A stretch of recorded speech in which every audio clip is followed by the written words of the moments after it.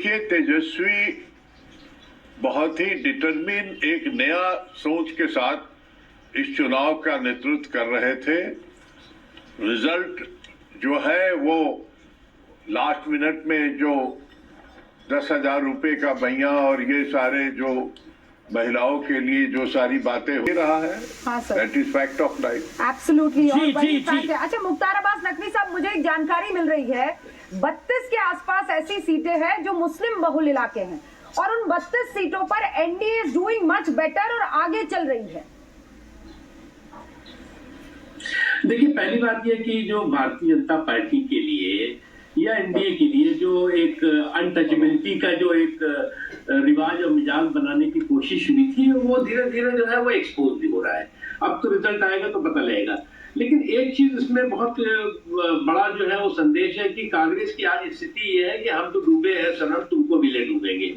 अब जो उनके साथी हैं, जो अभी तक जिनको उन्होंने गले लगा के नहीं बल्कि गला दबा करके इनके साथ समझौता किया या गठबंधन किया, वो जो है वो भी अब सोच रहे होंगे कि इनके साथ जाने में तो जो है वो खुद तो डूबते हैं, हमको भी लेके डूबते हैं।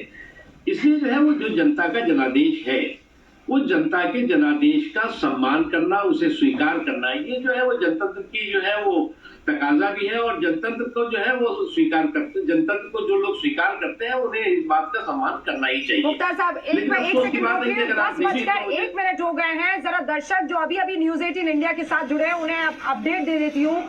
169 सीटों के साथ रुझानों में जेडीयू और बीजेपी एनडीए कुनबे को सरकार बनाते हुए दिखाई दे रहा है।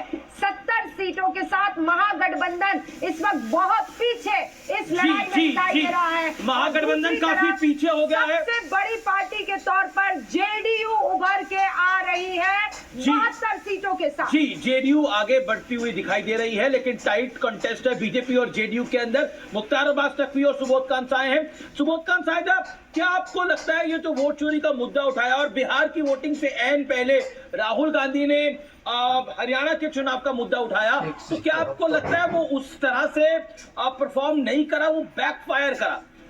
और जिस तरह से बार बार घटक दल भी बोल रहे थे, कांग्रेस के टॉप लीडरशिप का उतना इंटरेस्ट नहीं था बिहार के अंदर। राहुल गांधी विदेश भी चले गए, फिर वो सतपुड़ा के जंगलों में भी चले गए, तो वो सब नेगेटिव फैक्टर्स रहे हैं। व्हाट एज पर यू, आपको क्या लगता है?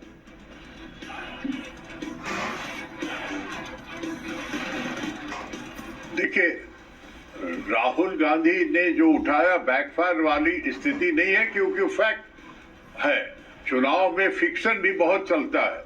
और जिस तरह से प्रधानमंत्री जी ने आके सारे तरह की भाषाओं का उपयोग किया, तो राहुल गांधी फैक्ट बोल रहे थे, जो भी बोल रहे थे, जो कमिटमेंट था वो बोल रहे थे कि राहुल गांधी का ये इंडिया गठबंधन की जहां भी सरकारें बनी है, फर्स्ट कैबिनेट में जो वादा करते हैं वो लागू करते हैं।